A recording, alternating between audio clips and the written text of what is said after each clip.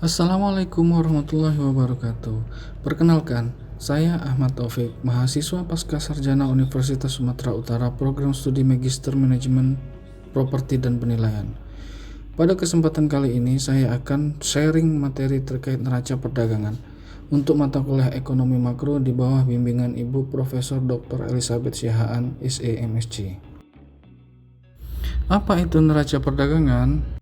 Neraca perdagangan adalah nilai yang digunakan untuk mengukur perbandingan besaran antara ekspor dan impor suatu negara.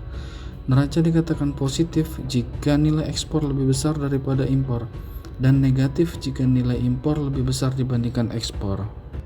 Apa fungsi dari neraca perdagangan? Neraca perdagangan berfungsi antara lain sebagai alat pembukuan agar pemerintah dapat mengambil keputusan yang tepat mengenai jumlah barang dan jasa yang keluar, mengetahui besaran jumlah pengeluaran dan pendapatan negara yang bersumber dari perdagangan internasional, sebagai alat untuk mengukur kondisi ekonomi yang terkait dengan perdagangan internasional suatu negara, sebagai alat untuk memperoleh informasi rinci dengan perdagangan internasional, sebagai alat untuk membandingkan pos-pos dalam neraca pembayaran negara tersebut dengan negara tertentu, sebagai alat kebijakan moneter yang akan dilaksanakan suatu negara. Berikut data perdagangan internasional Indonesia periode Januari sampai September tahun 2019 dan 2020. Pada tahun 2020, Indonesia mengalami surplus nilai 13,51 miliar US dollar. Pada periode Januari sampai September tahun 2020, Indonesia mencatatkan nilai ekspor sebesar 117,19 miliar US dollar dan nilai impor sebesar 103,68 miliar US dollar. Dibandingkan dengan periode Januari sampai September tahun 2019, nilai ekspor mengalami penurunan sebesar 5,81% dan penurunan nilai impor sebesar 18,15%. Pada periode Januari sampai September tahun 2020, Indonesia mencatatkan surplus sebesar 18,18 miliar US dollar pada sektor non-migas dan minus sebesar 4,66 miliar US dollar pada sektor migas. Faktor penyebab menurunnya nilai ekspor antara lain menurunnya volume kegiatan ekonomi di negara tujuan ekspor, penurunan harga jual produk, dan perubahan nilai tukar mata uang. Berdasarkan kajian dari CEDS, Unpad, dan Bappenas bersama beberapa pelaku usaha pada akhir 2019, poin-poin yang dapat meningkatkan ekspor Indonesia antara lain: 1. Memperluas pasar ekspor ke pasar non-tradisional atau pasar-pasar baru. 2. Menggiatkan ekspor jasa. 3. Mengikuti program misi dagang dan pameran luar negeri. 4. Refocusing produk dari bahan mentah ke produk olahan setengah jadi atau produk jadi. 5. Mengoptimalkan free trade agreement. Pada saat ini, kita tengah dilanda pandemi COVID-19 yang menyebabkan krisis ekonomi global yang juga berdampak pada perekonomian Indonesia, di mana pada triwulan kedua tahun 2020, pertumbuhan ekonomi Indonesia tercatat sebesar minus 5,32% year on year.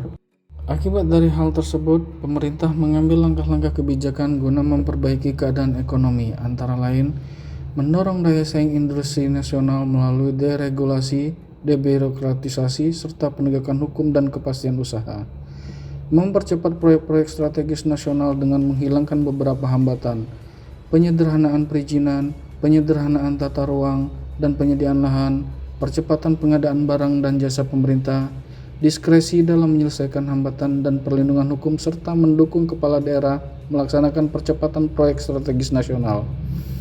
Meningkatkan investasi di sektor properti yang mengeluarkan kebijakan yang mendorong pembangunan perumahan, khususnya bagi masyarakat berpenghasilan rendah, di samping membuka peluang investasi yang lebih besar lagi.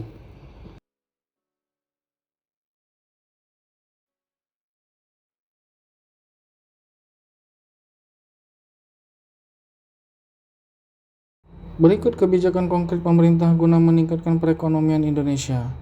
Pada tanggal 14 Agustus 2020, pemerintah mengumumkan 4 langkah tekan pelebaran defisit transaksi berjalan, yaitu pengendalian impor proyek infrastruktur, pengendalian impor barang konsumsi, penerapan biodiesel B20, dan insentif ekspor.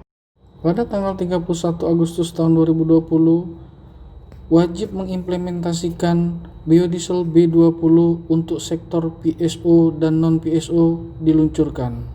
Pada tanggal 5 dan 6 September tahun 2020, menurut rencana, pemerintah akan menerbitkan Peraturan Menteri Keuangan terkait dengan pengaturan impor barang-barang konsumsi.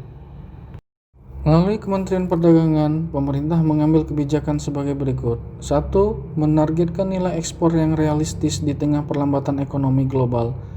Adapun langkah-langkah konkretnya, menyelesaikan perundingan perdagangan internasional, menggiatkan misi perdagangan ke pasar non-tradisional dan memanfaatkan perjanjian perdagangan, meningkatkan peran aktif atase perdagangan sebagai agen bisnis, menggiatkan dukungan kepala daerah dan industri yang berorientasi ekspor.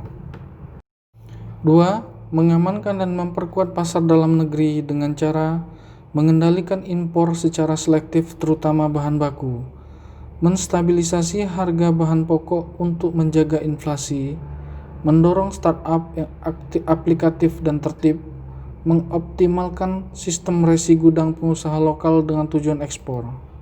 3. Menyederhanakan birokrasi dan pembangunan SDM dengan langkah menyederhanakan 18 peraturan Kementerian Perdagangan terkait ekspor dan impor, restrukturisasi jabatan struktural menjadi jabatan fungsional, mengusulkan jabatan struktural tertentu di bawah binaan Kementerian Perdagangan, misalnya JFT Analisis Perdagangan Berjangka Komoditi, JFT Pemeriksa Perdagangan Berjangka Komoditi.